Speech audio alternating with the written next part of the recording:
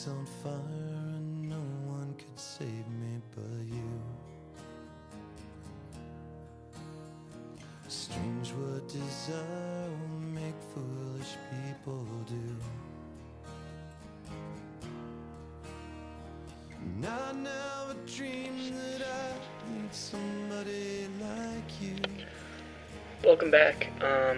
We're just gonna touch up some of the things that we've made, the face and the neck, and then we're gonna get into some of the finer details like the hair and some of the clothes. For now, just like before, I'm using the invert draw tool, grab tool, smooth tool to do all of the shape forming. With you.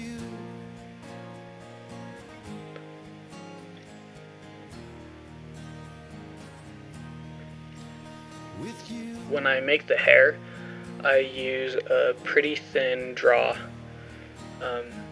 I'm using it in clay to get the basic form. I'm going to add in thinner hairs later. I used the squeeze tool on his eyes because they were just a little too big. And I'm going to make the nostrils really dimensional.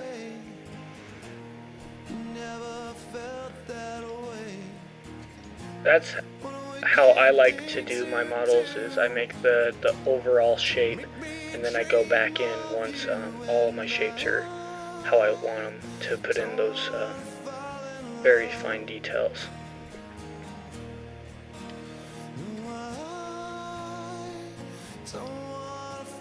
And I'm really trying to pull out features by making indentions and then making extrusions.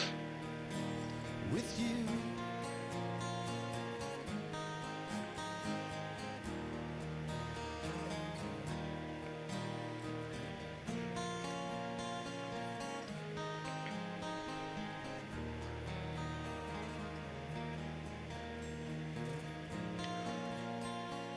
Right there, the corners of the lips were a little too sharp and they were almost distracting.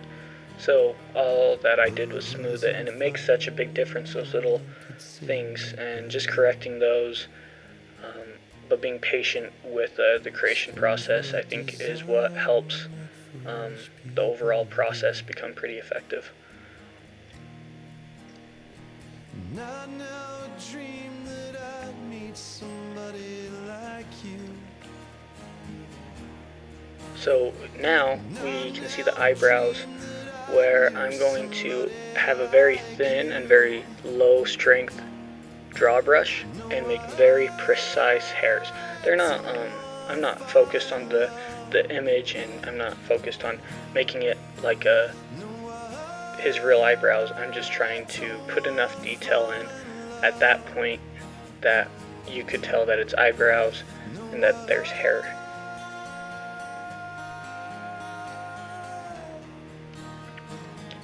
Now I'm just using a clay tool with a decent size and a decent strength to build out my shapes of my shirt. He has like a button-up shirt with a little lapel on the side, and that's what I'm trying to do. I want there to be an obvious difference between the undershirt and then his jacket as well. That I do by using an invert draw tool. And the pictures I was looking at, he has a vest on and then the undershirt, button shirt. And I'm just laying out the basic details of that. I come back in multiple times and kind of change it to see how I like it. Life is older, older than the trees, younger than the mountains, growing like a breeze. And I use a scaling tool on his upper arm to kind of just build that out so it's not unproportional. And I'll throw in very loosely designed forms because it's clothes, just to give that illusion.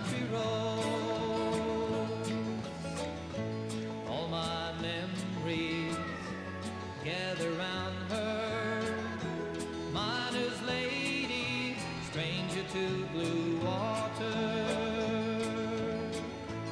And usually I wouldn't like those ripples in the pants that much, but for this, he's going to be wearing some baggy pants, so I think I end up keeping it, or at least part of it, kind of the overall look.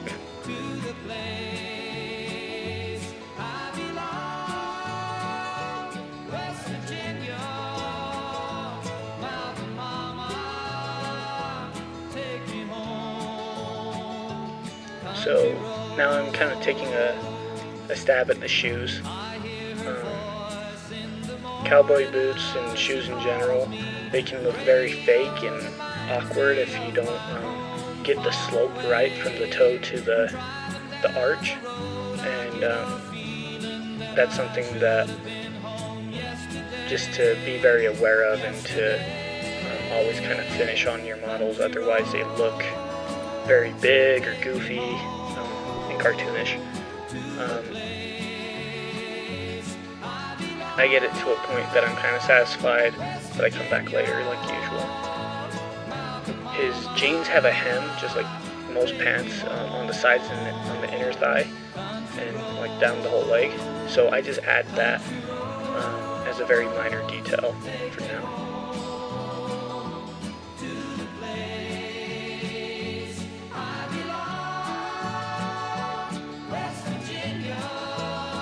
What I like is when you have the details there, using the scale tool just helps you put all those details where they're supposed to be. I'm gonna make holsters now. I usually wouldn't use Sculptris to make a gun, but just for this project I figured I'd try. It came out okay, but it's more so just to get the overall appearance.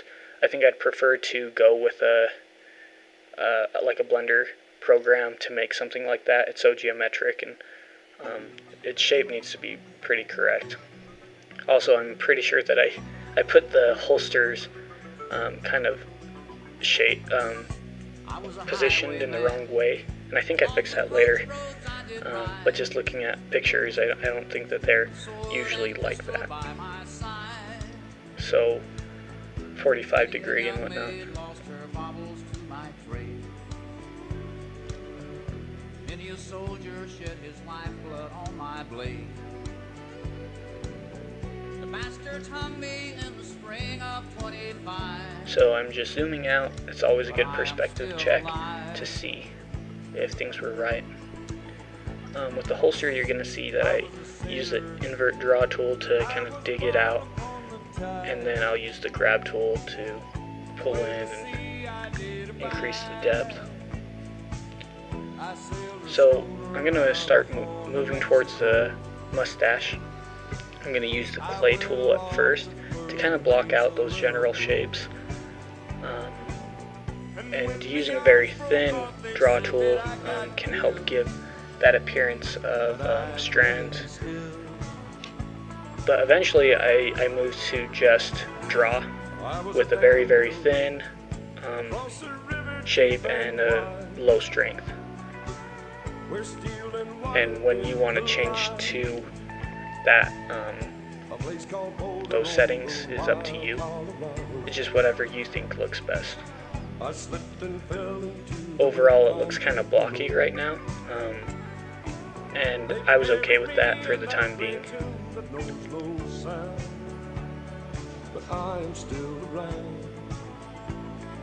As you increase the strength, you make it look more prominent, and as you increase the size, you'll have bigger strands.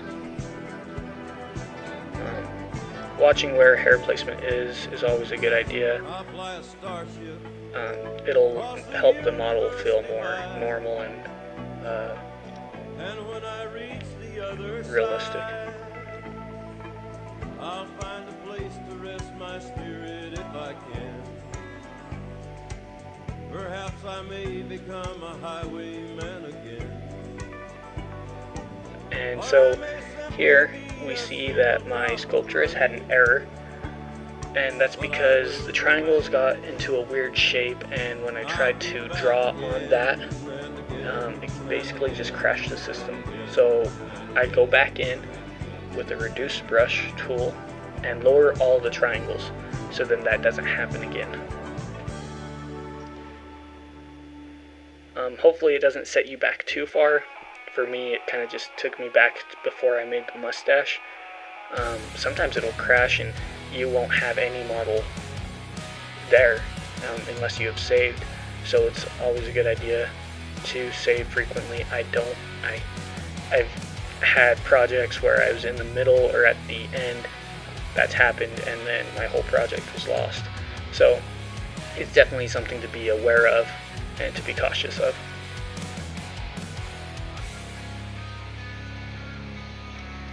I'm leaving behind this world and all the things I am. I'm tearing away from it because I know I can. I'm pushing away from you and all the things you are. Don't need your memory, I already wear the scars. There is no yesterday, tomorrow far away. I gave you everything, and in return, you gave me nothing. Right now, there's plenty of things that look pretty rough, and I still have quite a bit of amount of time left to kind of edit things and alter things, but it's heading in a very good direction. His face looks pretty correct, and his overall proportions are pretty close. And that's something just to keep in mind, is that it's not going to be perfect right away, that you have to work with it, and sometimes you spend hours and hours in the wrong direction and you jump back to an old save. And that's what I did with this model a few times, especially on the face, because I wanted it to get exactly how I liked it. And later on I spend a lot of time on his face, but I go back because I think I made it a little too angry or a little too sad, but I'm not going to include those in the videos just because I want to show you how to get it to what I ended up with the final product.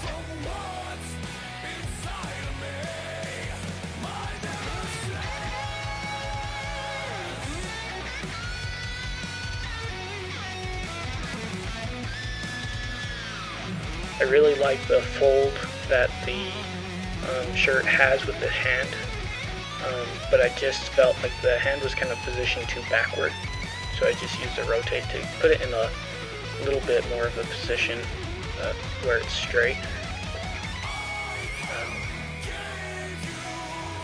And almost all of this is just me editing and tweaking what I've done so far.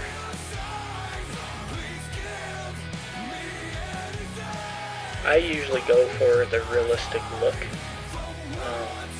but if you wanted to make a very cartoonish character, accentuating the arms or the legs or the body or the head, is to make a cartoon is definitely a style that you could go for. I realized later that he doesn't really have his shirt untucked in the back, and so I fixed that eventually.